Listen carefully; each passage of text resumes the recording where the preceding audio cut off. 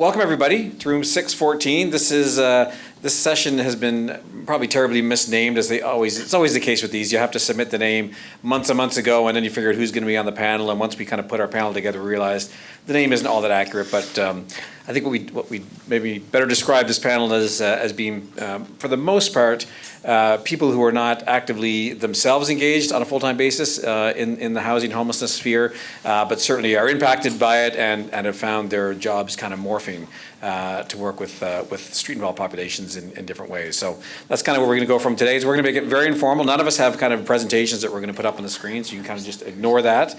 I do want to remind people, so all these sessions are being recorded, which is great. So, and I think with our registration, we're actually all able to go back, and if there's another session that's happening and halfway through this one, you decide this isn't the one for you, you can go to that one, or you can tune into it later on. But just to make people aware that everything that's being said is going to be recorded and available for people to see online later on. So with that, we're going to dive in to our session today. So I'm your moderator for today. My name is Paul McKinnon. I'm the CEO of the Downtown Halifax Business Commission.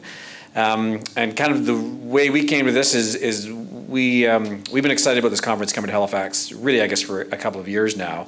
And of course, one of the main reasons that we've been excited is we're bringing practitioners from all across the country to talk about issues and best practices and things that are impacting Halifax in a way that they haven't been impacting Halifax for a long, long time. So I think I've already heard the term unprecedented about 15 times today in different sessions. In Halifax, we're certainly feeling that what we're experiencing with especially visible homelessness is unprecedented and has really ramped up over a number of years. So we're very excited for you all to be here, hopefully visiting from all across the country, maybe some other places, and we want to learn.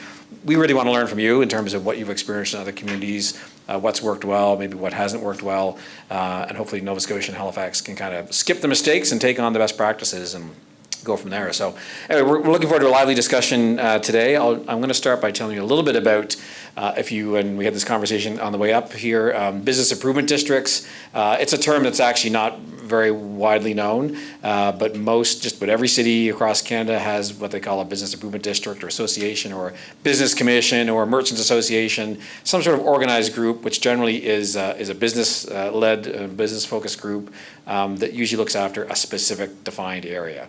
There's about 500 business improvement districts across Canada. The concept was actually invented in Canada, in Toronto. Bloor West Village was the very first business improvement district, and it's a concept that's kind of spread across the world at this point. And so we're organizations that are, I said, we're not-for-profit organizations. We're led by usually a business-focused board, and we do programming and events and marketing and political advocacy in a particular defined area. And increasingly, we've been doing a lot more in the realm of social services, either providing those services ourselves, or in our case, we'll hear more about this from Lucas, having a program or having staff that actually look to navigate people that are on the street into services that are available in the community provided by other providers. And so my role in coming into the sphere of homelessness, my background is marketing. And so I was hired kind of right out of school by a fabulous organization, the Spring Garden Area Business Association, who's now represented by Sue Utech here. But I got my start with that organization, which looks after an area right here in downtown Halifax, I guess 26 years ago. And at that time, kind of very early on the job, my board came to me and said, listen, one of the issues that we're dealing with is aggressive panhandling on the street. We need to do something about that. We need to have awareness program and this and that. And so at that time, we stole an idea that Winnipeg was doing called the Spare Change program. And I was reminded of this just the other day because someone in my office came across this brochure. And I don't know if anyone's familiar with that program. It's probably a program we wouldn't run today because things change, but in those days it was what we thought was a kind of an interesting progressive program. And what the Spare Change program was all about was, the slogan was, give spare change to make real change, I think. And what it was run through the different businesses. There was these coin boxes back in the days when people used coins, and the messaging was around, if you're giving money directly to panhandlers, you don't know what that money's being used for, or maybe it's being used for drugs or whatever, so you should give it directly to social agencies. As I said, it hasn't really aged well over the years, that messaging, but that was the program that was run. It was completely ineffective as a fundraiser because all the change boxes got stolen from the businesses. Advocates hated the program. They thought this was really a terrible message to be sending out. So we of course, we ran it for a couple of years, and the only time I ever made the front page of the paper was when we launched this program in one of our parks downtown. It was myself and one of my colleagues launching it, and this very upset street-involved individual came up and started yelling at us in the middle of the press conference, which the press loved because they had their cameras going, and there's a picture of me on the front page just looking like shell-shocked as this person's yelling at me. So anyway, that was the program we run. That was kind of my first experience, and it certainly evolved a lot over then. But kind of jumping forward to 2008, we attended a conference in Calgary, and business improvement districts, we get together kind of on an annual basis through the International Downtown Association, and we were in Calgary 2008, and they had just launched their comprehensive plan to end homelessness, and at that time it was based on kind of a model that was emerging in the U.S., where I think it was through a federal mandate, but many cities were creating these comprehensive plans to end homelessness. And so we were all jazzed up about that idea. It sounded really good. In that case, I think it was business led, but it had all levels of government signed on to it. It sounded really exciting. I have no idea how effective it was, but certainly it seemed to be put together in a really interesting way. And I was gratified at one of the sessions this morning to hear about that these ideas are still around. These idea of comprehensive plans to end homelessness. And so we came back and kind of really pushed that idea with our mayor at the time and the premier at the time, and said we should do this in Halifax. Well, fast forward to 2023, we still haven't put together a comprehensive plan to end homelessness. But one of the things that we took from that was we said, okay, the plan doesn't exist, let's keep pushing for that. But in the meantime, if such a plan existed, what would we do as a business improvement district? And that's where we created the Navigator program, which Lucas will talk about. And so finally moving forward to 2019, we had another summit of all of our members across Canada in Ottawa. So this was only a couple of years ago, and at that time we met and we were trying to determine what are our top 3 priorities that we all share as downtowns and main streets across Canada. And all of the colleagues from Western Canada, pretty much from Ontario West, were all saying, well, our top 3 issues are social issues, social issues, social issues. And out East we said, what are you talking about? That's maybe in our top 5, but we don't have, when we talk about the homeless population in Halifax, we're talking about 18 people. That's what it was in 2019. Well, it's certainly far beyond that now. And now we're talking about our homeless population and then kind of our visibly unhoused population as almost 2 separate and related groups. And so I don't know if Bill has the numbers on those, but we're talking about over 1,000 people that are identified as being homeless, and our encampment population is 200 plus and growing, kind of doubling every year. So this issue has come to Halifax, and we no longer argue about whether it's a top priority. We were just in Ottawa on Monday, and it is the top 3 priority for every single downtown across Canada, both not just larger cities but smaller communities. You go to Sydney, Nova Scotia, and Cape Breton, and they've got a pretty significant tent encampment there as well. So lots of challenges that are impacting our business communities, and that's what we want to dive into a bit today. But we've got a bit more of an expanded panel than just businesses and business districts. So we're gonna get kind of hopefully a broad perspective and maybe a bit of a different perspective than at the other sessions at the conference. So what we're going to do is we're going to kind of talk to each of our panelists, and then I've got a series of questions that I've got that I'll kind of throw out there for them to tackle, and hopefully we'll have some time for questions and discussion with the audience. But we want to kind of make it, as you can tell probably already, we want to kind of make it pretty informal. So without further ado, we're going to start with our first panelist, which according to my notes is Mr. Bill Moore, which we reminded today would be a great name for a law firm.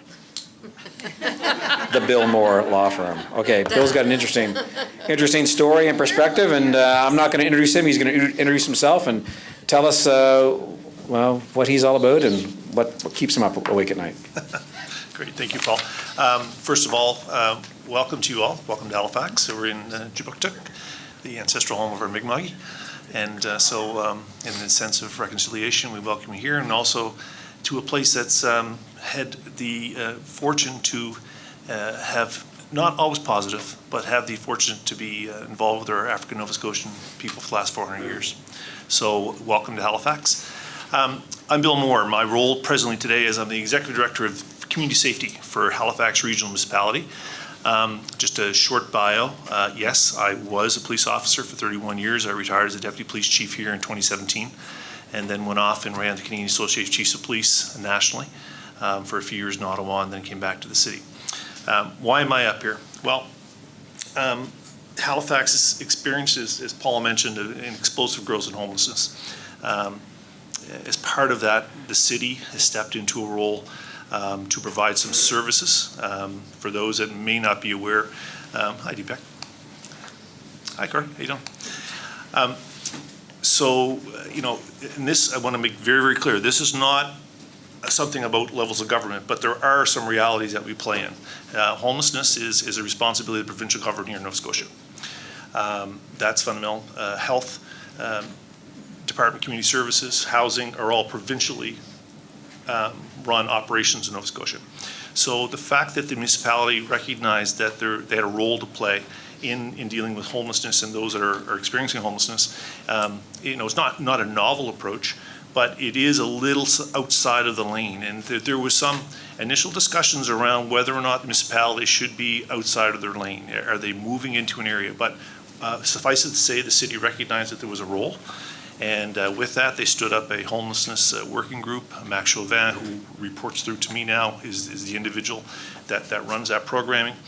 And I think in the recognition of that space, they've also moved into some other areas. So the city created, just in the last 8 months, the business unit of community safety, which I'm the inaugural the executive director, but they brought together the response to homelessness. They brought together food security, emergency management, street navigator program, which Lucas is funded out of my business unit, compliance and public safety. And what has happened is a recognition that there's, number one, there's some intersection of all these pieces coming together in a response mechanism, and that we needed to do things differently. The response mechanisms that were created in municipal government were not dealing with the issue that we're being presented with now. So fundamentally, there would need to be a structural change. Talking about a comprehensive approach, in that comprehensive approach is that we needed to be much more engaged on a broader base with our provincial counterparts and our community groups, quite frankly, because there's a reason it's called community safety, and that is because community is at the middle of this. And one of the mantras that we're looking at is that rather than trying to roll up a whole bunch of FTEs that report to a government, is there an opportunity for us to identify community groups that are actually in the field doing good work that maybe just need some support, whether that be financial, alignment, whatever it needs, but we don't need to replace them, we need to support those community groups. So in the business unit that I represent, we work in that space on a day in, day out basis. In addition to the Navigator program, in our homes, we have outreach workers that are attending all of our encampments, both designated encampments and non-designated encampments, reaching out to people. Council just basically approved a position to assist us because the province has recently announced that they're going to get into pallet shelters. I'm just going to say, pallet is not made, they're not made out of pallets. I'm sure you all, I'm probably speaking to the choir here.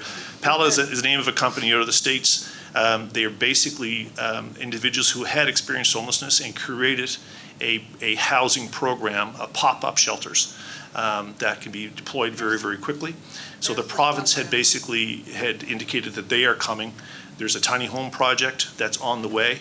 But one of the things that we found because of the separation, if you will, of municipal and provincial is that the municipality had very little ability to discuss and try to move individuals who are experiencing homelessness in the encampments into some of the other shelter because it was a different stream. So the city has actually brought on a new role to do just that, to help people navigate into homelessness. So all that being said is that the city is playing a role in relation to that. The one thing I will say is that I do subscribe a little bit to some of the work done by Dr. Julian Summers that talks about homelessness is not in and of itself just that issue. There are some individuals who experience homelessness because they just don't have a home. But he talks about the big four: homelessness, mental health, addictions, and crime. And in many cases, if we're not looking at this in a holistic approach, we can inadvertently cause backfire effects by dealing with one at the expense of others. And so trying to have that conversation and bring together the service providers that provide services across that spectrum of services. And as many of you in the room would know, not everybody needs the same combination of services. You know, we need to be very, very nimble. We need to be very, very flexible in the way we provide that. And some of that is a little difficult based on the governmental structures that we have, and that's hence some of those structural changes. And also, in addition, a bit of a cultural change, if you will, in relation to it. Paul had mentioned Halifax right now, general numbers, we have about 200 people sleeping rough outside the tents. If you walk, 100 meters from here, you'll see, I think, about 18 tents in front of City Hall. There's an encampment on the Dartmouth side, a bunch of tents. We have about 30 undesignated sites with people with tents around the city. Our best numbers on the by name list is about 1,000 people experiencing homelessness right now, whether they're in tents or couch surfing or whatever. And the number that kind of keeps me up a little bit is that there's some indication there's about 30,000 people who are precariously housed. So I'm not probably telling you anything to know, but in relation to inflation, the fact that there was a report in Nova Scotia called the Avenue Report that says Nova Scotia was dying, and then if we didn't increase our population base and grow, then the province was going to die. Well, that had a negative set of consequences associated with it. We're on the other end of that. We're growing. I think we're the second fastest growing city in the country. We have people coming in from all over we are growing. We have less than a 1% vacancy rate. And for those vacancy rates, it is unbelievably expensive to get an apartment if you can find one. So you couple that with all the other factors that are happening right now, we're seeing the downside of the exponential growth that we're experiencing in Halifax right now. And a lot of people did a lot of good things, but we weren't keeping up with what was happening before. Our initial homelessness response was based on a gentle, incremental number of people experiencing homelessness. That has done this. And so we are actually going back now and revisiting our assumptions based on how we are looking to deal with homelessness on a go-forward basis. So I'll leave that at that point so I can let my other people speak, and then if there's any questions, I can take those. I don't think you'll get any questions, Bill. No. Okay, next, my pleasure to introduce my colleague and pal, Sue Utak. It's you. You're looking around. Oh. There you go, Sue. Keep the water. Thank you very much. And I was trying to say to Paul at the beginning, we all just got out of the lunch session, so I was even late for this. But anyways, good afternoon, everyone. My name is Sue Utek. I belong to the Bill Moore Law School because I am Sue U. So we're going to get in a partnership after this. So I'm the executive director for the Spring Garden Area Business Association. For those that are not familiar with Halifax, come out to the convention center, take a right, go down the end of the block, take your right, that's Spring Garden. We call ourselves the heart and soul of the city. We are approximately 4 city square blocks, just under 200 businesses, worth about $234 million in taxes to the city.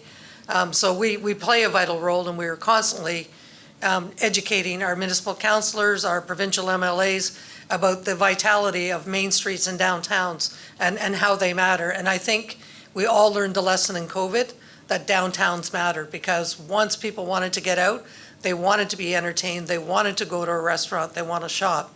So part of my district also is Victoria Park, across from our world-famous public gardens, which is now an encampment to about 46 to 50 people, I think, this morning. And so over the last 2 years, this is becoming a major issue and I'm speaking as a representative from the merchant side, so I'm often the bad guy in these lectures, because I look at, my perspective has to be, what is the economic downturn to businesses when encampments spring up and people are panhandling on the road, and theft. I'm not saying everyone, necessarily on encampment. And just let me step back, as I always say when I start these things, nobody sits in grade 8 and says, my goal is to be homeless, right, in life. My goal is, there are, as everyone knows now, and it's been my education, it's different circumstances for everyone. The issue we have with our encampment is there are different issues for everyone. So we have families in there, we have mental health issues, we have drug addiction, and we have those that are simply working that can't afford to play. So you put this in the heart of the city, and then the public perception comes out that the street is not safe. When the crime stats are starting to prove it, whether it's from that encampment or not, then businesses take a second look and say, do I want to locate here in this area? So, for us on an economic, the commercial pays 2.5 times what residential does. So if you start to have this donut effect in the downtown, and look at Vancouver, East Side, when the businesses closed up shop, and, Lethbridge, Victoria, and parts of Victoria that we saw last year in Vancouver, it was an eye-opener because we were like, oh, we don't really have a problem here. And 2 years ago, we could have told you we did not have a problem, and it has just exploded. But the district that I represent, like all business districts, everyone is incredibly generous. Nobody goes hungry on Spring Garden Road, and that word is out. You're going to get clothing when you're here. You're going to get your bus tickets. You're going to be able to hang out at the library all day. And by the way, come see our library. It is amazing, and the staff are amazing, and its executive director is amazing in what they do. Libraries are not a library. Libraries are a community hub. Hey, you're saying all my things. Oh, sorry. Yeah. So, Go on, Sue, yeah. go on. So my job is to represent the business to government to say, we have an issue here, right? And unfortunately, right now, we have an issue between our municipal government and our provincial government, and I have no idea why. If you've met our mayor, Mike Savage, this morning, if you can't work with Mike Savage, you can't work with anyone. He's the nicest guy in the world, and who truly cares about the issues that is going on, like his father was our former premier before us. But I digress on that. But the bottom line is, if you start to get this donut effect in the central core, then taxes are going to go up for everyone. And that's when the resident, the everyday resident starts to say, look, okay, we've got this encampment, but there are no facilities. There's one toilet, one public, not even toilet, it's a porta potty for 50 people living there. There's open wood burning.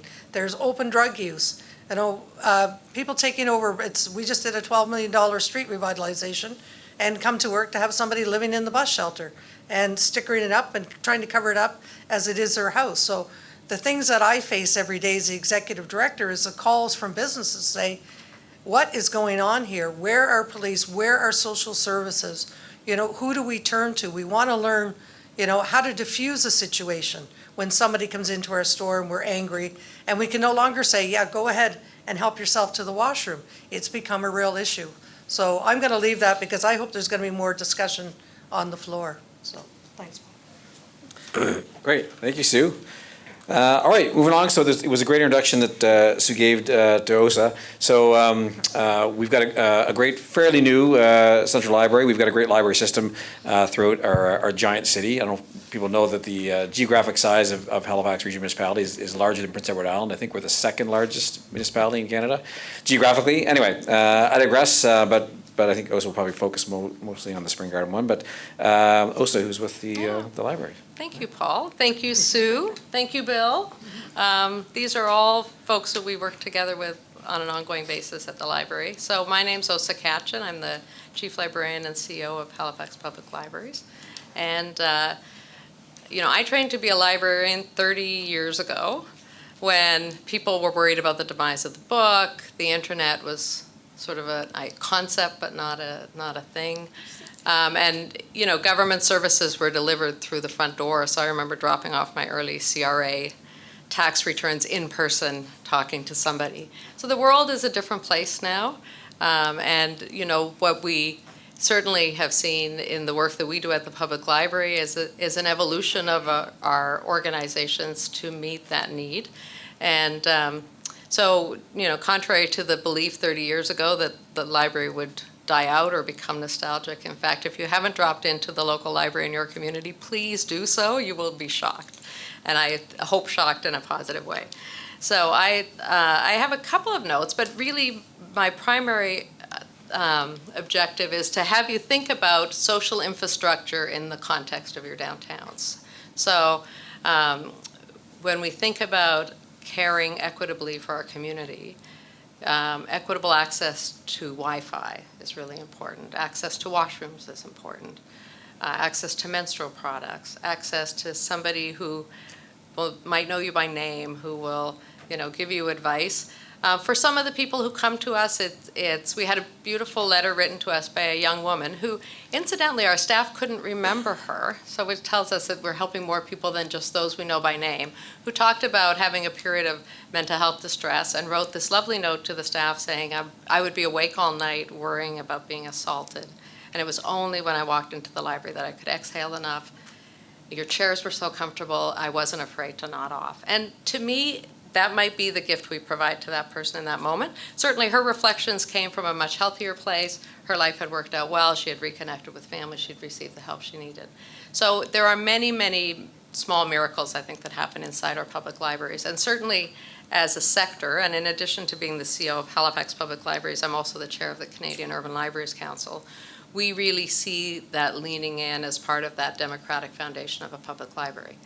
Now, it's not easy work.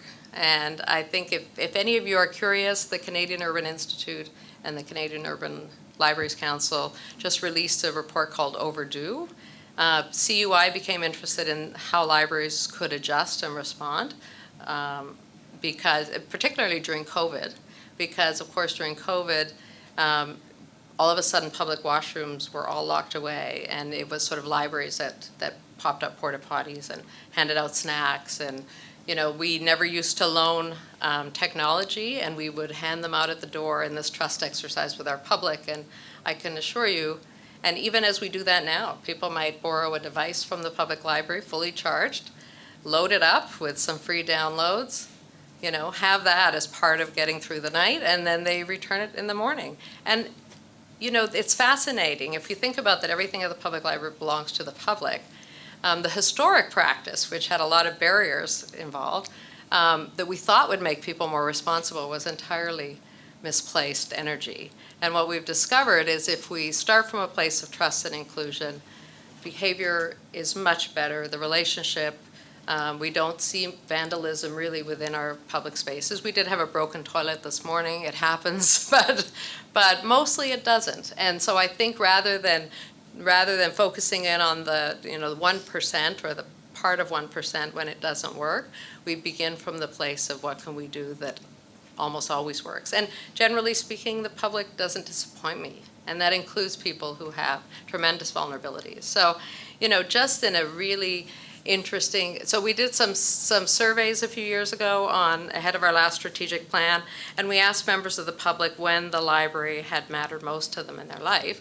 And everyone had their own story, but if we summed it up into one thing, it was at times of transition in their lives. So they were either new to the community, they had had some disruption, a death in the family, they were, they had a health crisis. Everything was wrapped around transition, and that was really fascinating for us because it told us that if we were going to take our energy and lean in, it should be when people are in that liminal space between one sort of secure state and less secure state. Our community members experiencing homelessness are absolutely in that space, in that difficult transition space. So what does this take? How does this take effect? Well, over the last few years, we have removed as many barriers as we can. So I mentioned we loan technology. We have made our first $5 of printing free. So if somebody needs to try to get a job and print a resume, let's make that easy for them. That's for the public good. We don't have any overdue fines anymore, and this is true of most of your libraries across the country. And even if a book has been lost, and we realize people who don't have secure housing are way more likely to have lost something, or have had a dog chew it, or whatever. I always say if the dog chewed the book, rather than having them never borrow again, they need a book on dog training. That's in the public interest. So we try to be super sensible about this, because in a way we cared a little bit too much about the book and not enough about the people. So, we try to have a sense of humor about this. Free menstrual products. Often in the morning, people will come in and we'll have coffee and snacks. Absolutely, that's generous, but the truth is it also changes the tenor. If somebody's had a rough night, just that sort of anchoring and the trust that is created over a cup of coffee makes the day go better. And what we see in how our staff approach it is, if they can build a relationship and know somebody by name, there doesn't mean there won't be a day where they have to say, okay, you two, there's a little bit of bickering going on, you've got to take a break. You've got to go for a walk for an hour. They will be, generally speaking, respected in that decision and respected in that dialogue because of the foundation of the relationships that we build. It takes all kinds of there are many things that those of you who work in this space know. So tax assistance, we provide free tax return support to support government funding. Ahead of adverse weather events, we work with our emergency management folks to distribute care kits. During COVID, the team from public health would set up immunization clinics in the library. And it was quite clear to them that there were people who would get immunized in the library who would never walk into a healthcare facility. And so even being able to sort of transcend some of those non-traditional areas is really important. I think where the challenge has been for libraries is how do we then shore up our teams, right? Many people chose a life in the library because they love to read. They love literature, they love recommending a great book, and we still do that really well. But often we are on the front line of helping somebody triage pretty desperate life circumstances. We did a big training program that we started a few years ago with a fellow called Ryan Dowd, who wrote a book for the American Library Association called Homelessness in the Library. He runs a big shelter out of Chicago, and his great advice, he gave us all the tools. He actually came and spent 3 or 4 days with us so all of our staff could go through the training, practicing, what posture would work. And we invited campus security folks from the neighboring universities because there's lots of overlap that happens. Our community police officer attended. It was really to say, how do we lean into this with empathy, understanding that will result in a better outcome for that person, but also a better outcome for everyone else at the library. Because when you're a public space for all, we want that 2-year-old to walk in and feel comfortable there, and we want that 92-year-old to walk in and feel comfortable there, and everyone in between. And that's a really interesting challenge for us in the public space. I will say our community has come along with us. So our beautiful library on Spring Garden Road opened 9 years ago, and we made it super welcome for all. That first winter when it got cold, we had a little campaign saying, if you're cold, we're warm, and this chair is waiting for you. So really to be intentional about inviting people in. And there were some community members who would say things to our staff. We had to work on, well, what's a good answer for that comment? Who would sort of say, well, do you really want them in this beautiful building?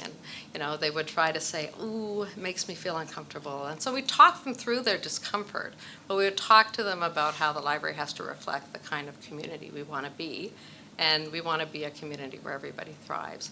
So what's been interesting, fast forward 9 years, although the issues have become more pronounced, I think the public has understood our role better and has respected and now what I hear more often is people commenting on the care they observe and the care that our staff show.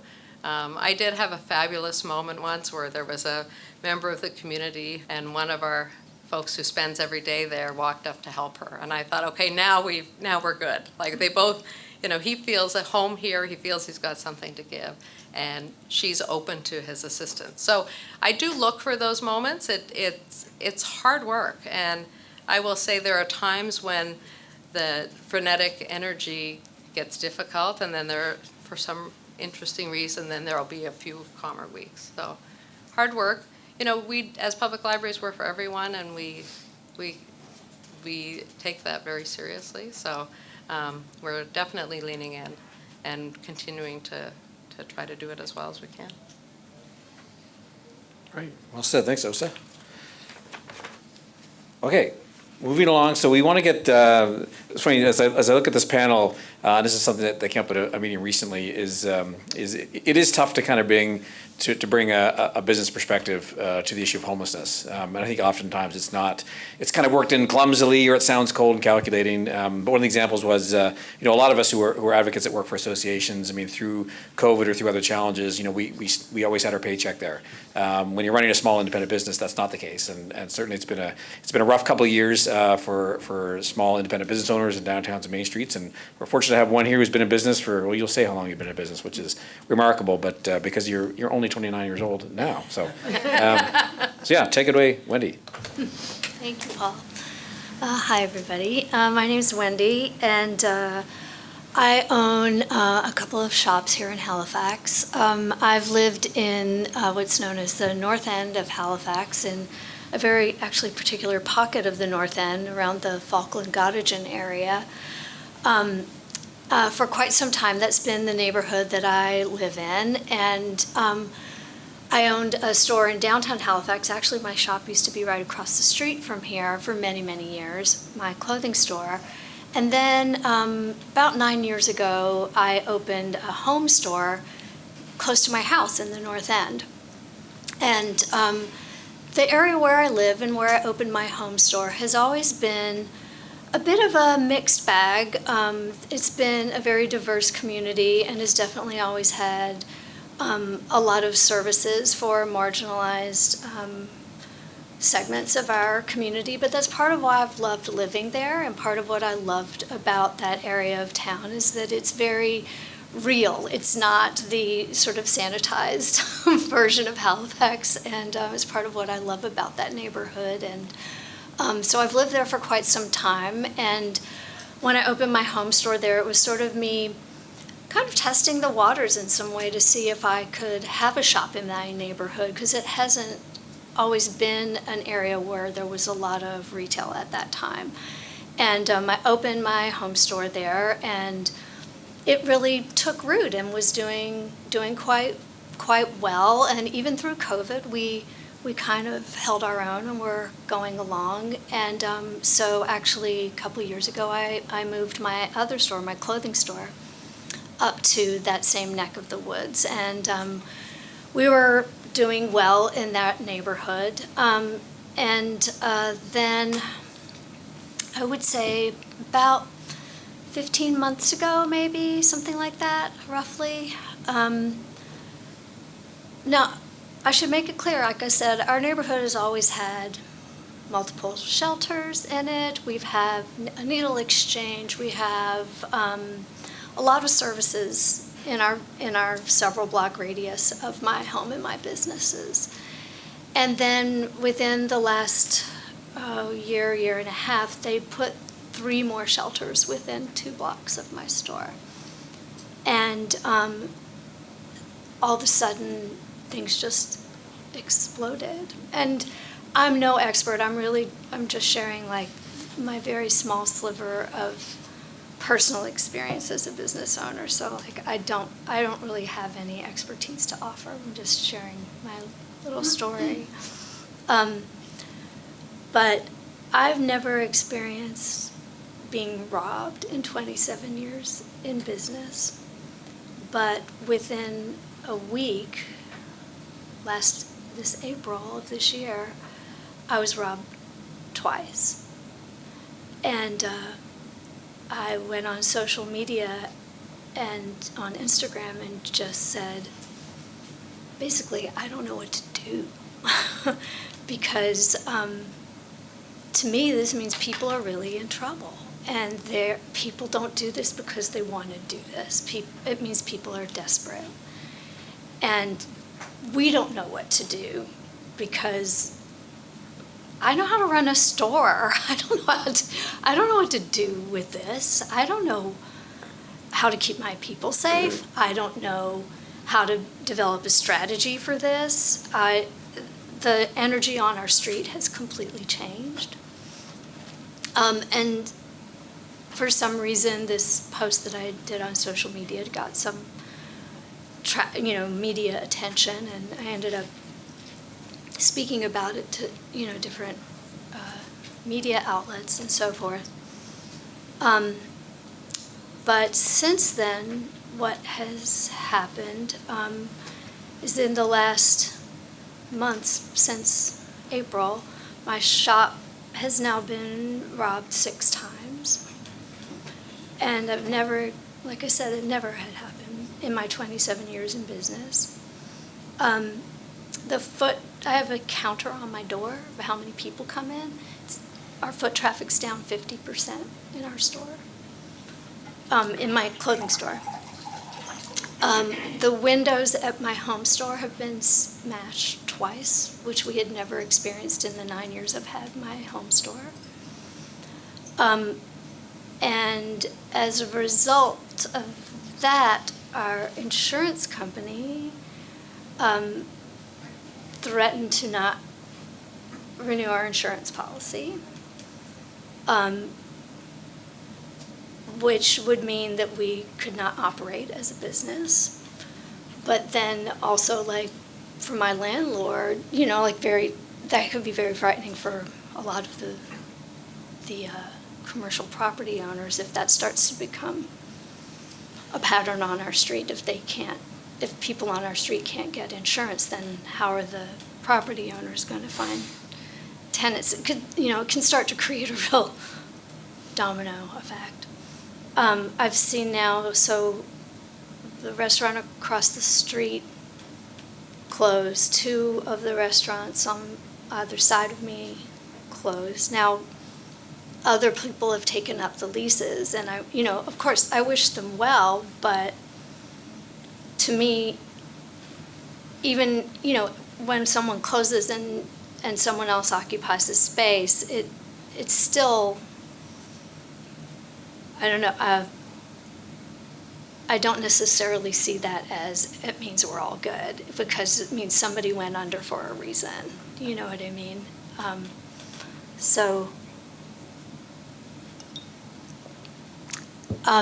My payroll expenses have gone up because my staff are afraid to work alone. So I have to have multiple people there at any given time. And so it's just, I now spend a good deal of my time. I see my dear colleague Tracy here, who's the head of the North End Business Association, and I'm on the board of that with her, and we talk very regularly. I spend a great deal of my time now managing my staff's mental health, talking to Tracy and attending meetings, and trying to strategize how to deal with things in which I have no expertise whatsoever, and trying to deal sometimes with very violent and frightening people. I want to be really clear, I'm not equating unhoused people with the people that were having issues of violence or crime. I know that those are separate issues. I'm just saying we've had an explosion of all of these things simultaneously in our experience. So I want to be really clear, I'm not equating those things at all. I know those are separate issues, but all of these things have exploded simultaneously for us. So I want you to know I don't think those are the same thing. But yeah, we've had our staff getting harassed horribly just trying to come to and from work. We've had people come into the store and basically sexually assault my staff.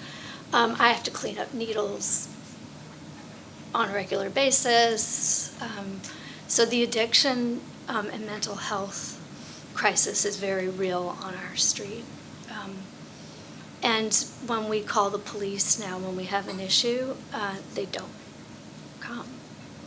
So we feel really helpless. We have a panic button in our store, and when we hit our panic button, nobody comes. That feels really helpless. So I just feel like we don't know what to do. We feel, at a real loss. And I'm looking to other people who know more, who have more expertise, and I do talk with the folks on my street quite a bit, because there are also some really lovely people in the street population that I talk with, and I talk with our street navigator Sean, and I think there's some really wonderful people who find themselves in difficult circumstances, especially people in the tent encampments that I've talked to who are too afraid to go into the shelters because of the people there that are, drug dealers and trafficking that goes on in a lot of those situations, and so they're choosing to be in a tent rather than be in a shelter because they don't feel, this is what I hear from them anyway, they don't feel safe in shelters. And I know it's very complex, and I definitely don't have answers, but I definitely don't know what to do with what we're experiencing either. So I just feel like all these things are very related, and so that's just our little slice of the experience. So that's what I have to share. Great, thank you, Wendy. Okay, last but certainly not least is Lucas, who's the navigator. He works with both Sue and myself, and so one of the things that we as business improvement districts try to do is figure out what is our little piece of the puzzle. And so a number of years ago, we created this program called the Navigator Program. We sometimes have been given credit for being the first ones. We probably stole this idea, frankly, from some other city that was doing it, because that's what we like to try and do wherever possible. But it's a great program, and Lucas is fairly new to it, and he brought some great experience from elsewhere in the country, and so he's going to tell us a bit about what he does and what he's seen out there. Yeah, thanks, Paul. Got a couple of my bosses up here this morning, this afternoon. Good afternoon, I'm Lucas Goltz. I actually come from the other coast. I'm from Victoria, originally Vancouver, but I moved here from Victoria, where if there's anyone here from that coast right now knows there's a lot of big issues that are similar going on out there. Part of coming out here was my wife is from here, so I got dragged along. But part of it was also coming back to a place, we love the coast, and we got to take a reprieve, or at least we thought so, from some of the issues we saw there. And I was doing a lot of work on the streets. Obviously the opioid crisis is pretty bad out there. I hit crisis in my own just burnout and needed to get away from a lot of that.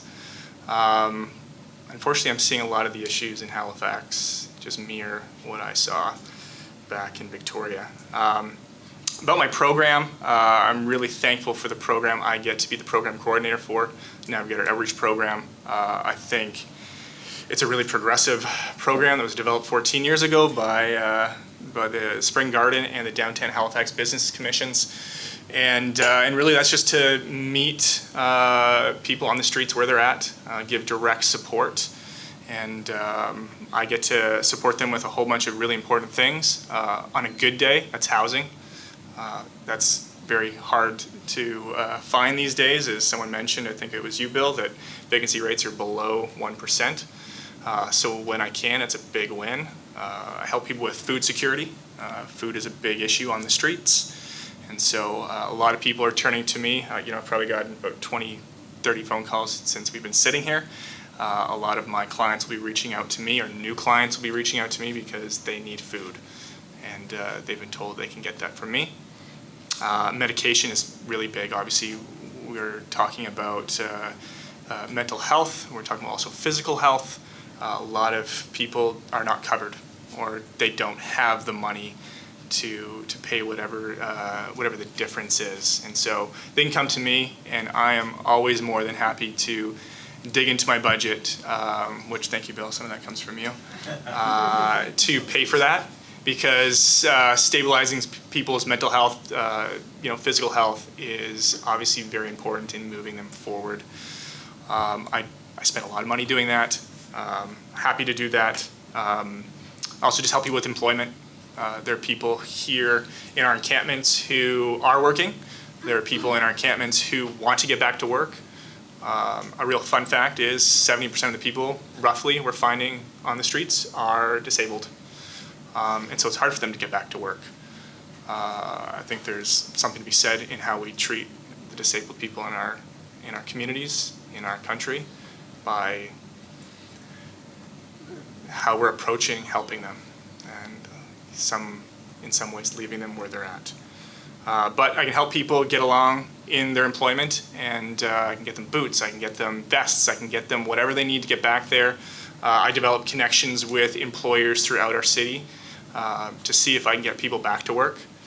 And those are just a few of the different ways that I'm able to support them. What I'm seeing right now is alarming. I think, Paul, you said you've heard unprecedented numerous times already today. I've been off and on in this field for 2 decades now, and I've never seen anything like this. and it's overwhelming.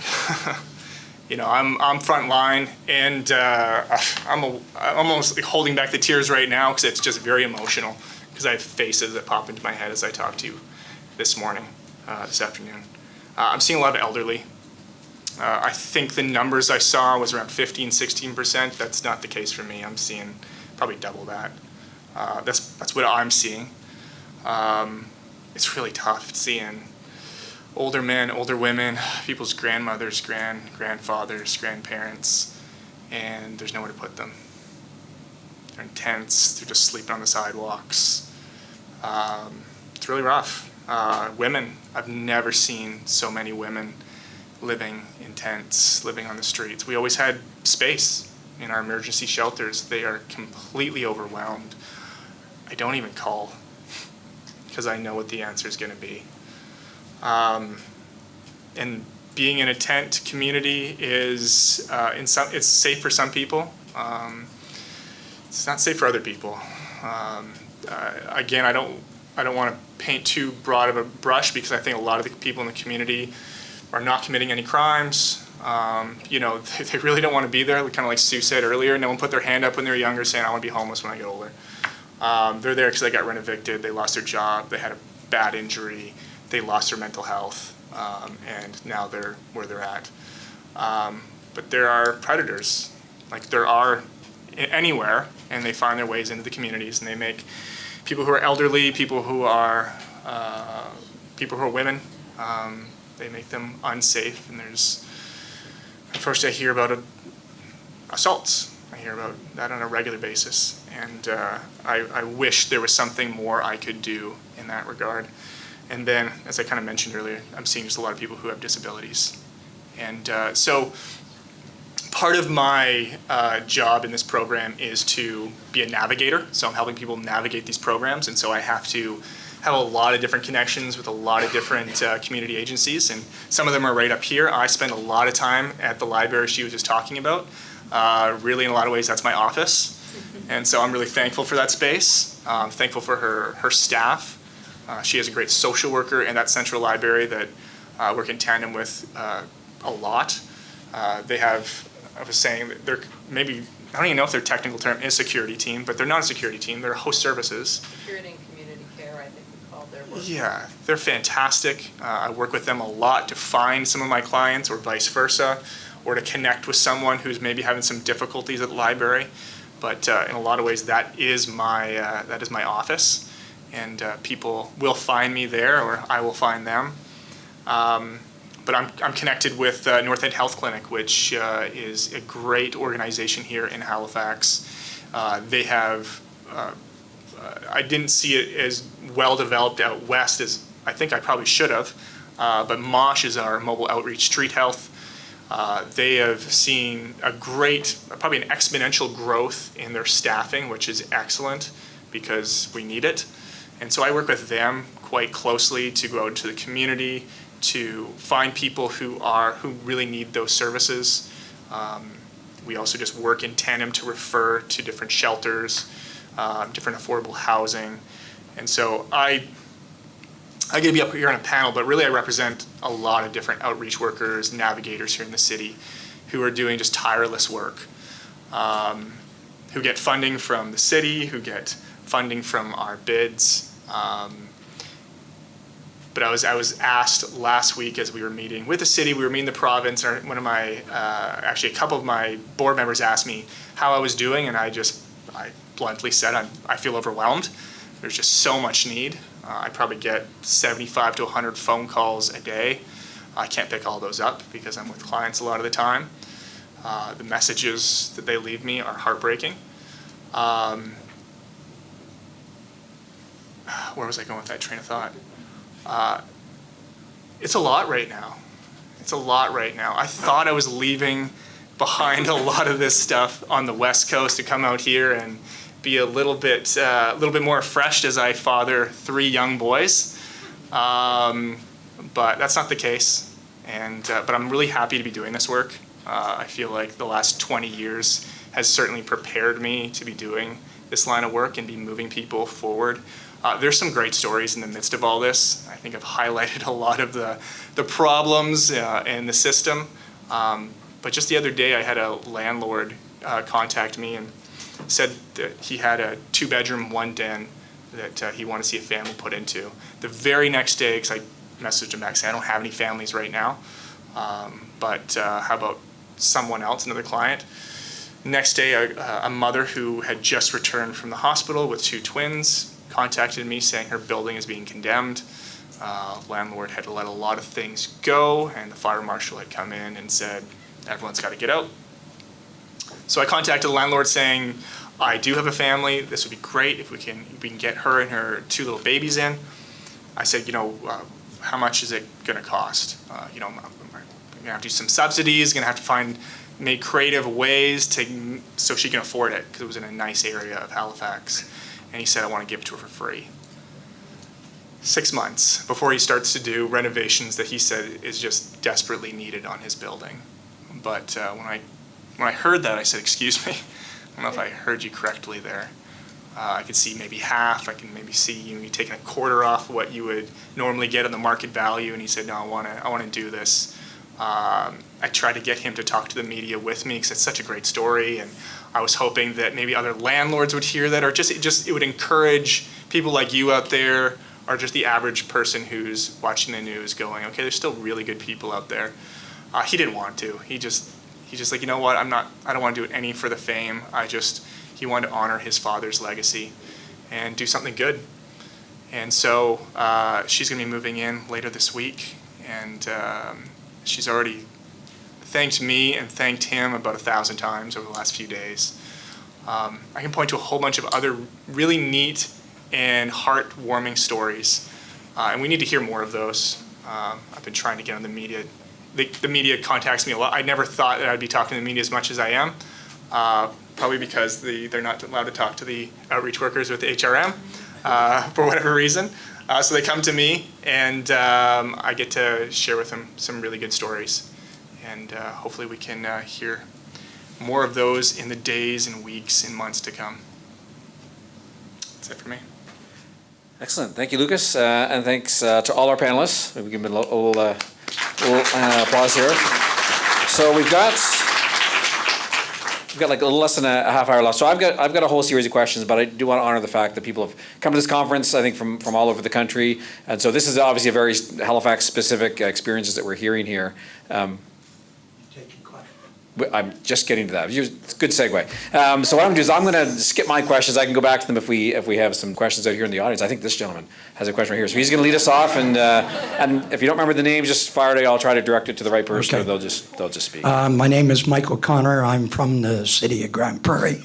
I'm a city councilor, and as you all know, homelessness has ramped up exponentially since COVID.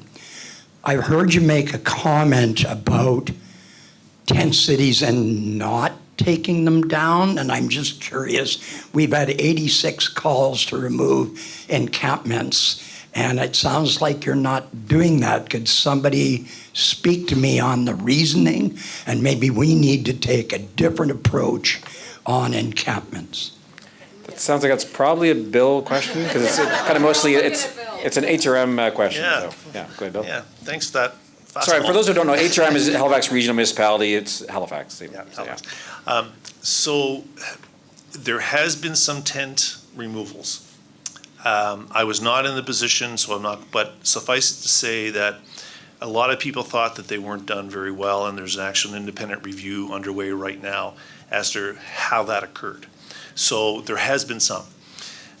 Recently, the municipality has put into place a policy position that basically says you can't set up a tent near a school, can't set up a tent in a cemetery, and so there's some criteria. So there's been some tents that have been set up in cemeteries where between a combination, and we have a protocol, our outreach workers will go and visit the individual, explain the positioning from there. In many cases, that is enough for them to move to someplace else, and we assist with movement and all those types of things.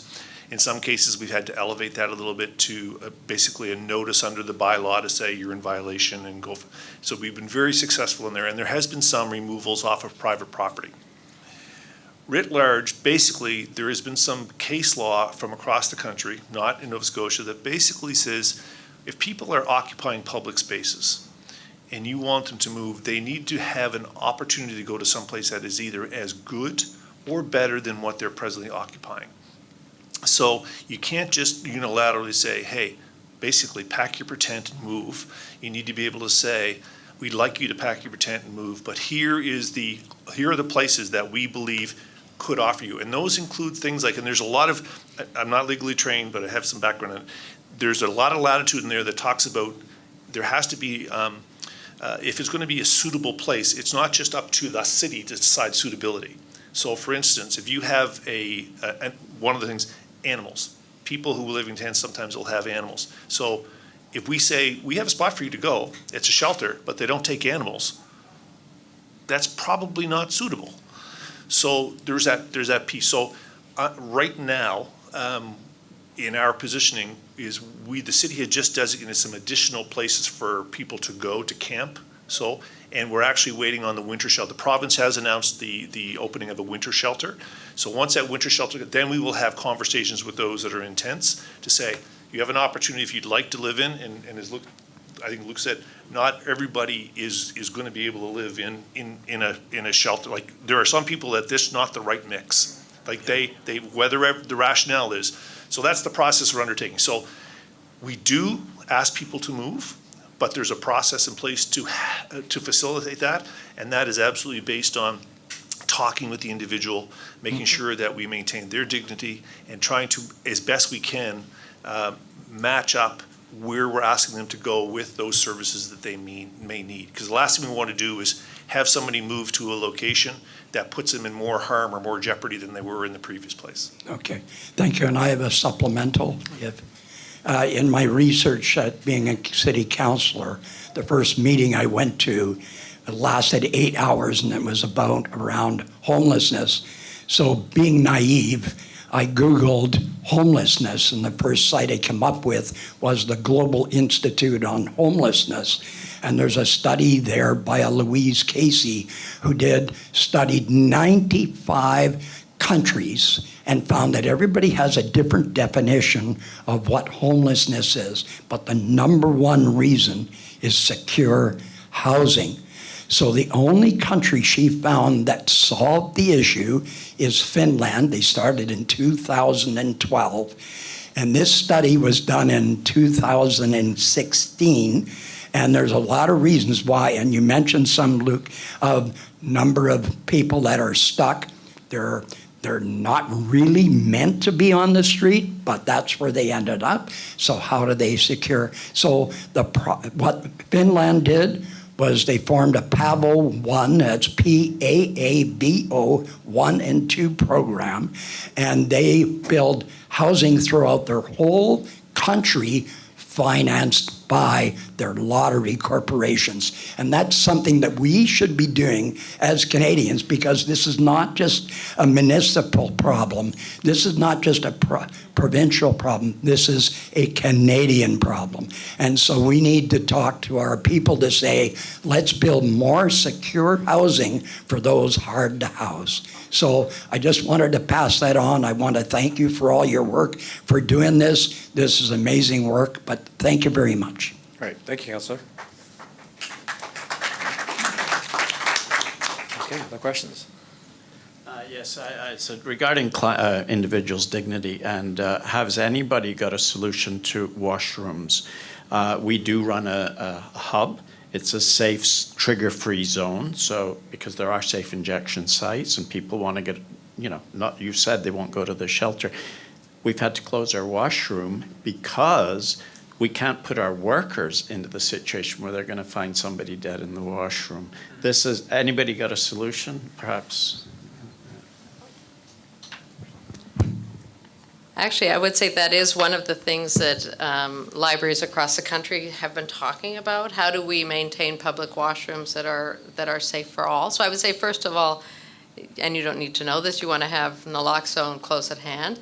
And because it does happen. Now, that interestingly enough has not happened as often in our libraries, but my colleagues in Edmonton, I think, had 100 drug poisonings last year at their central library. Yeah. Yeah, yeah. So, but there are interesting things in design of public washrooms, and I would encourage you to look at some of the modern washroom designs. And having needle containers too. Well, needle containers So for they don't sure. have to make a- Yeah, we have needle containers inside and outside. That helps. We have them outside. We have them many places in our spaces. Things like a window will change the nature of what happens inside a washroom. So if you drop by our central library, pop into a few of the washrooms on the upper floors, and by the sinks is a tall floor-to-ceiling window. Again, it lets in more light. It makes it more porous, as much as you can make a bathroom area visually porous. So interesting, less doors, better. And then some of the other things we have, and some are motion sensors. So if we have a washroom in a building where we don't have great sight lines into it, you can have something that will trigger if there's been the door's locked and there's no motion for a minute, and then it just prompts the knocking on the door. So anyway, I would say there's great architectural work happening right now in washroom design, so don't lose hope. I think we're making some improvements there. And I put in a plug, one of the foremost experts in public washrooms just generally is a lady named Leslie Lowe, who was a journalist here. That's right. Who's written a book, and the name of the book has escaped me, but if you go to the library, I bet they've got a copy. We have it. Under Leslie Lowe, yeah. What's that? I gotta go. I gotta go? Yeah. No place to No go. place to go. Right, Thank right. you, Amy. Okay. Yes, sir. Hi, my name is Benoit Langevin. I'm a city councillor in Montreal, elected in the west part of Montreal, also the official opposition when it comes to critic for homelessness. And I was wondering how your library framed your policy. Last week I got a decision to make, and in Montreal there was always a first draft when it comes to a policy, and then there's subsequent meetings and discussions around them, and then it's approved. And right now I'm in the midst of rejecting the policy that is presented because it's actually addressing the issue of hygiene.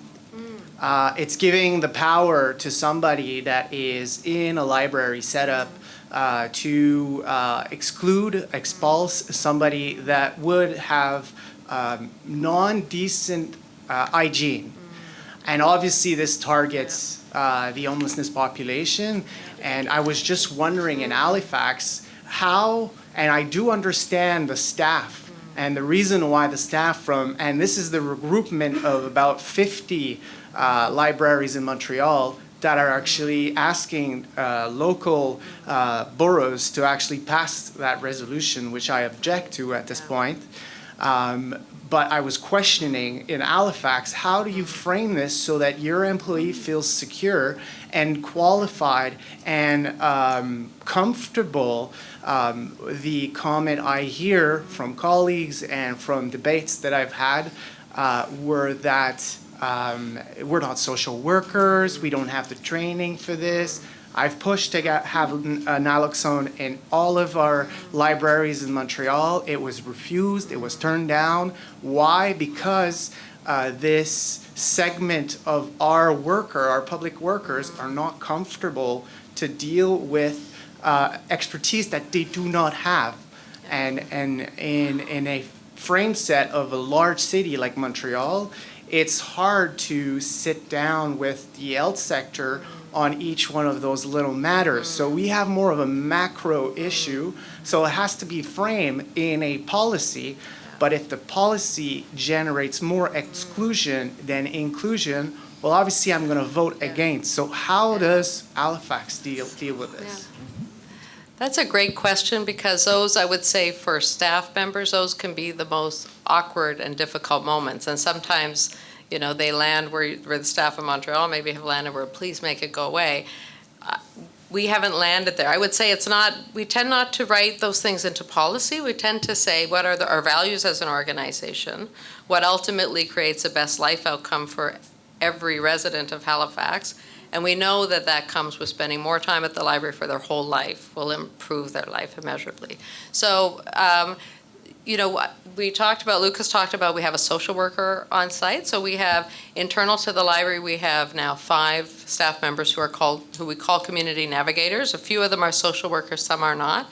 But they're our team internally who do the deep dive on internal training and support. So I would say if you have, and I mean, I said this, many of us came to libraries because we love literature, and books are infinitely less complicated than people.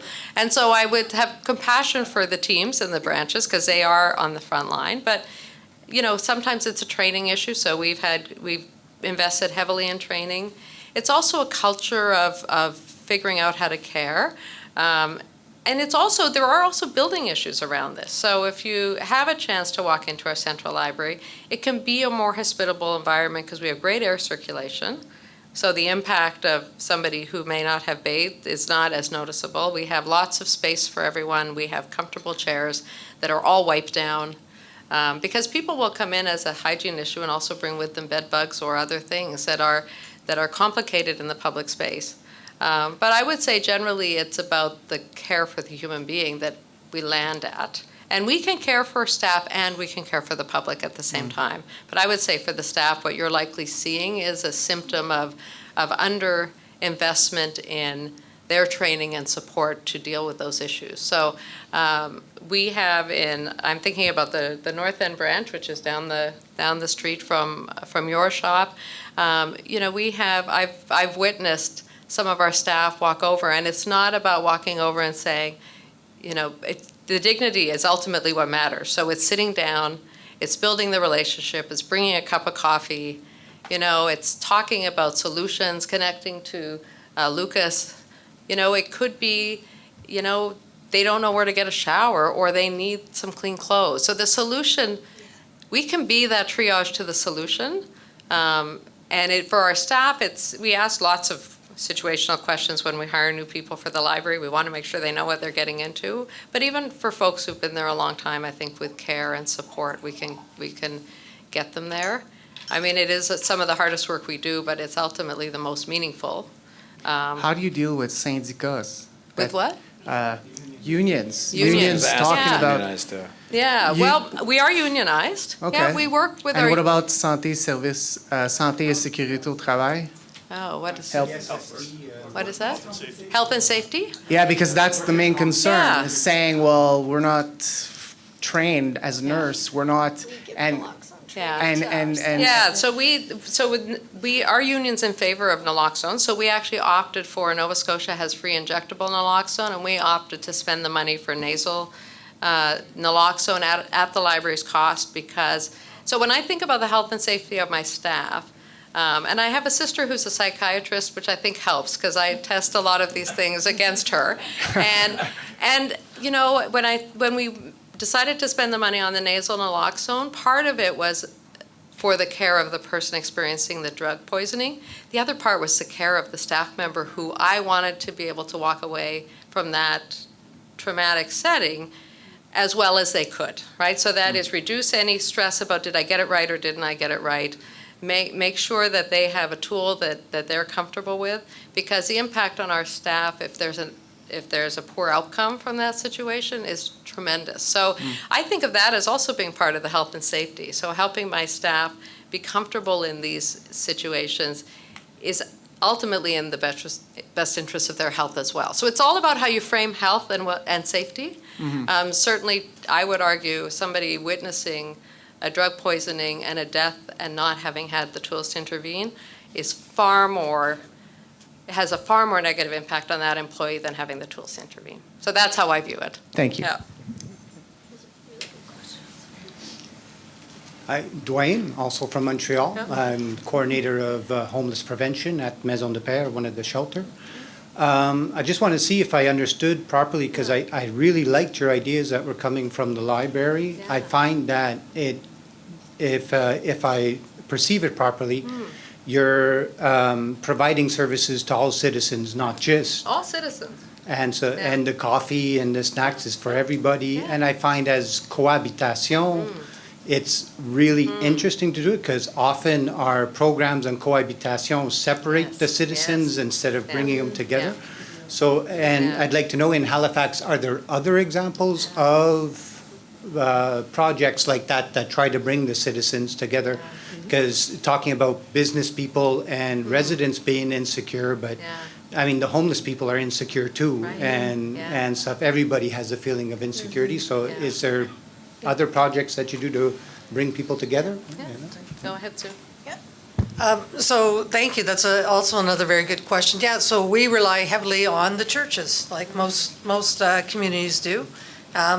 So we have a hot lunch program at the church, which is like 5 minutes away from here, St. Mary's Basilica. We also have a drop-in day shelter at, I guess it's open now, at St. Matthew's, which is 2 minutes around the corner.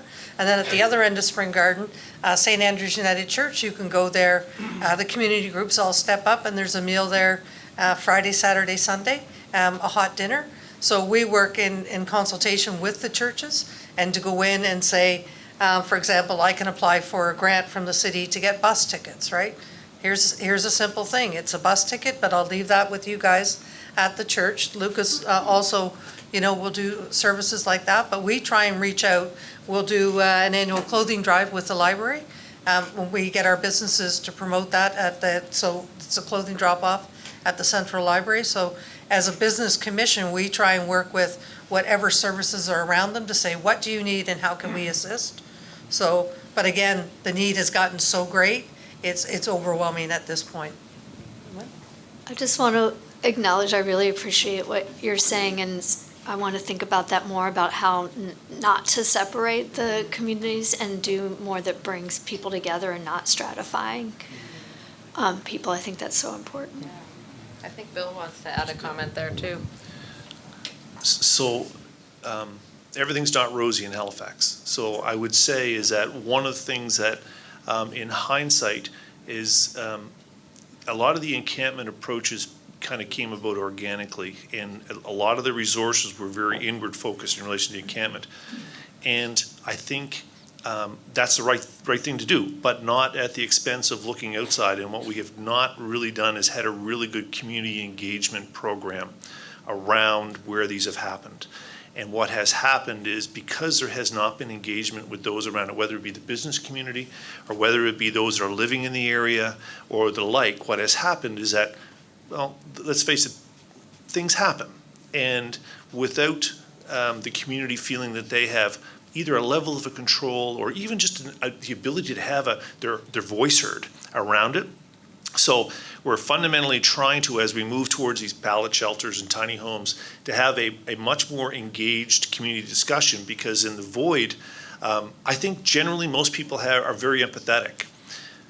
But without their ability to have their voice heard and have continually bad behaviors being visible outside their home, the empathy level starts to wane and polarization starts to creep into the discussion. And those people, and I've talked to a number of them, they've said, look, I really understand, I'm really empathetic, but I just can't watch that thing happen again or go through another, like I hear Wendy's and my heart bleeds but those are the things that I'm hearing over and over again. So I think as we talk about this, we need to be much more, I think, inclusive of making sure this isn't those people that are unhoused and those people that live in that. This is the community.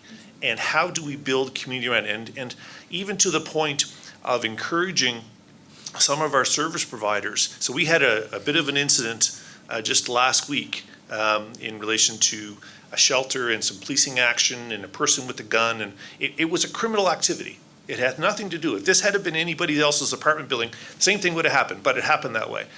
But what came out of that was, maybe we need to have a conversation proactively around how that, so I think having those discussions to bring more people together to competition around that, and that this is not us against them. This is community. And all parts of the community should be safe, so taking care of the predators.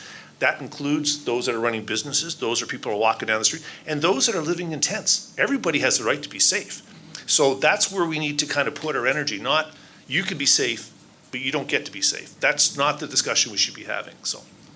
Thanks. Great. I think we have time for two more questions, and we've got two more questioners. That works out nicely. So, go ahead. Okay. Well, speaking of us versus them and community, so I'm from the city of Brandon. I'm the Housing and Wellness Coordinator for the city, so I work for the municipality. We have a population of about 50,000 in our city.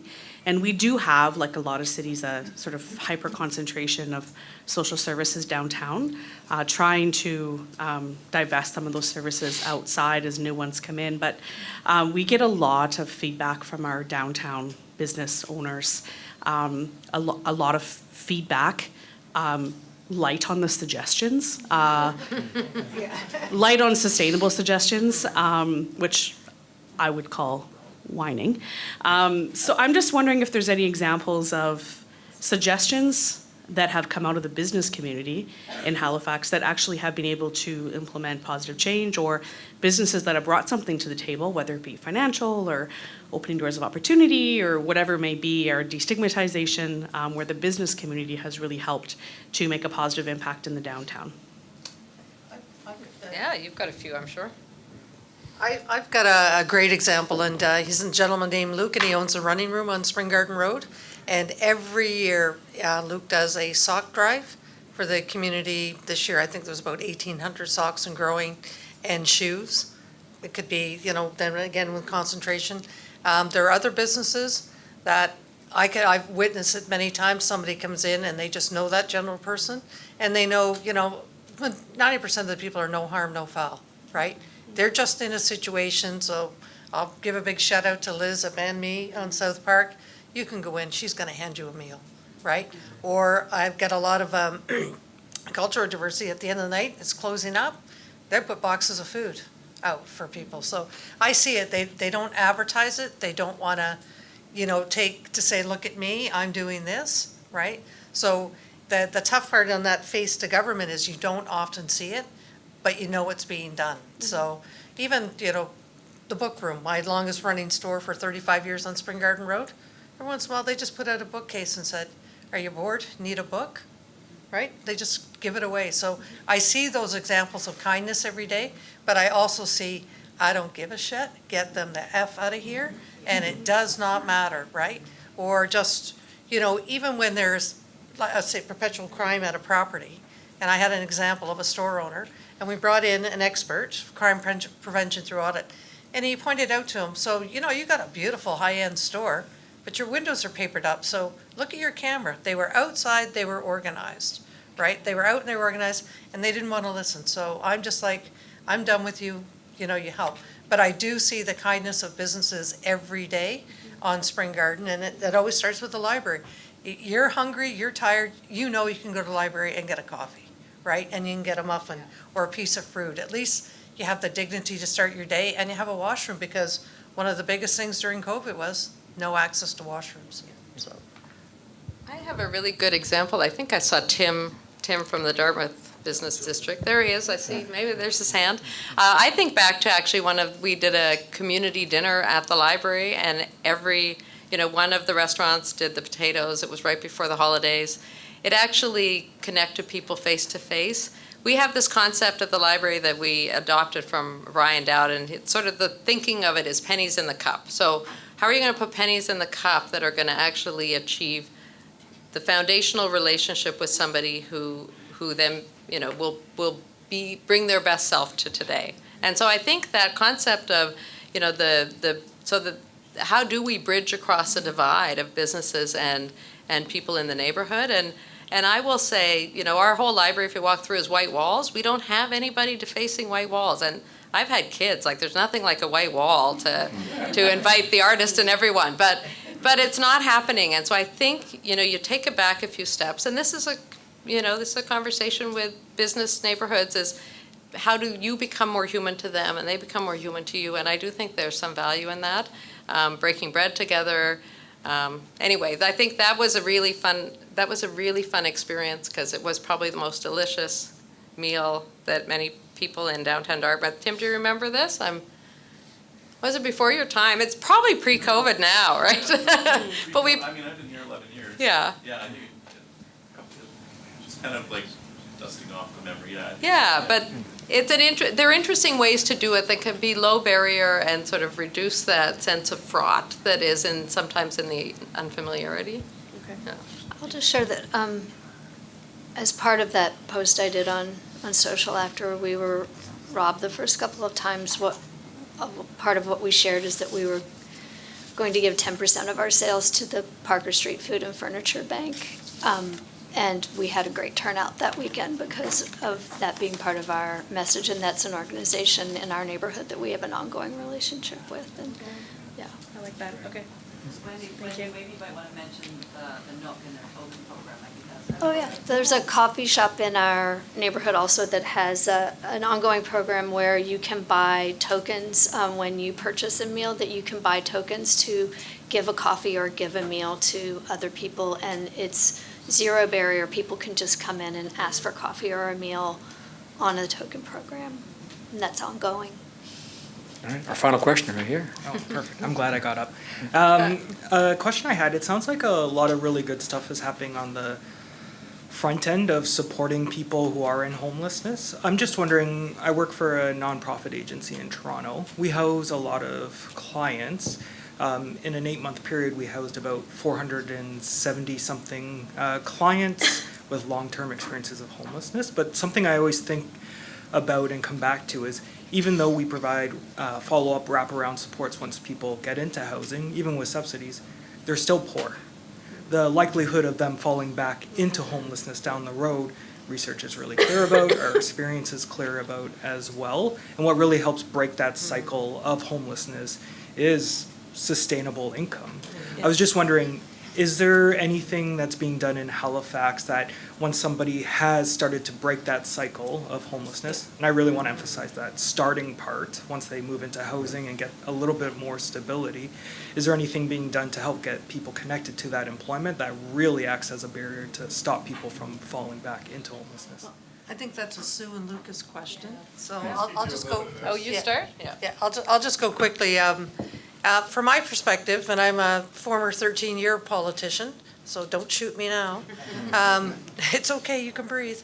But I see, the biggest barrier on the provincial from a political perspective is just because I obtained employment doesn't mean you need to cut my social income assistance. And here in Nova Scotia, the social income assistance hasn't increased in 3 years, I think 4 years. Lucas can answer that.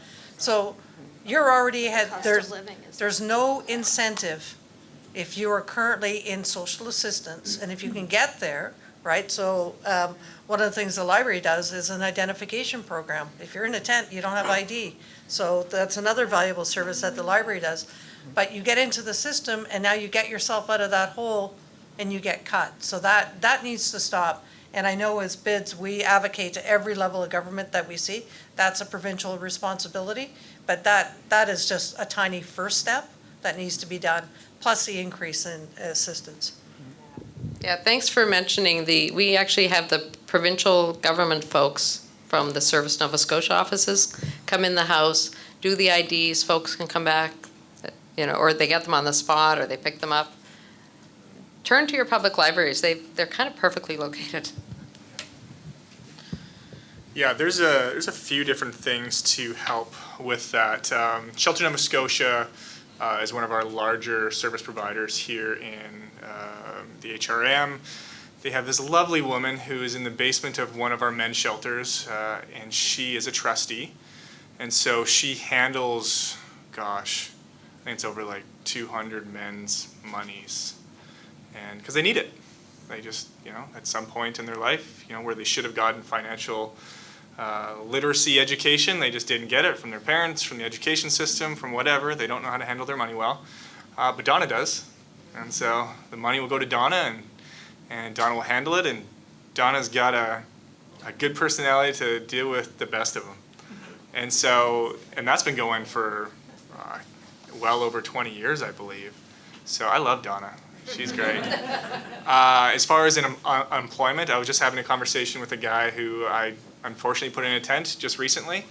Young guy, he's struggling with some psychosis, but is stable at the moment. And I was just asking him, I was like, do you need housing before we get you to work, or can we get you working now? Because I'm not going to force it upon him. Should you get your butt working right now? He's living in a tent and it's cold out and he's not sleeping very well. But he said, no, I want to get working like right away. I said, will you just let me know how I can support you? Get you boots, get you hard hat, get you vest if we're going back to construction. He wants to go into retail. And so might be a little bit more difficult, but he's got all the things in place to get himself his resume, to bring it to employers, and hopefully I can ply some of these employers to maybe give him a shot. Because I think that as long as I can keep him stable, that he might have a good go at it. So, but a lot of people need that housing first. They need that secure housing first because they need to sleep. I hear that constantly from the people I'm trying to get to that next step. Because I often ask them, I'm fairly blunt with my clients. I think they like that. I'm like, are you employable? And sometimes they're just blunt with me back. No, I'm not right now. And it's because I haven't slept. I'm still addicted. If I got into a secure housing and got away from maybe the drugs and I got some sleep and I got some good food in my belly on a consistent basis, yeah, I could get back to work and I could be a contributing member to society again. That's what I want. So there's just a few ways I see in our community and things that I'm doing that helps.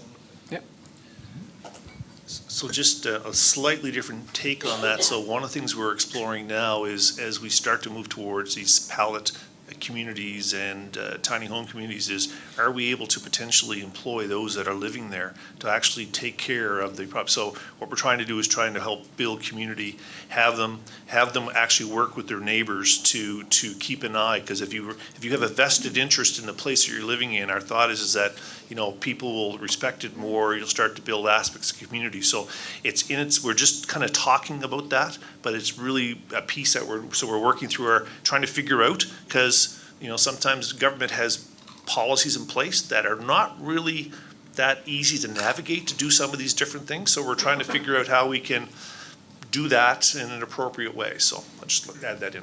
That's great comment, Bill. That put me 1 minute over, but it's totally worth it.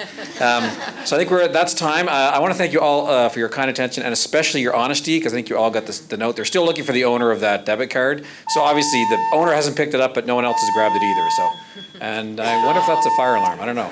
There we go. So Well, that's we're time, done. or maybe they're really serious about sending on time.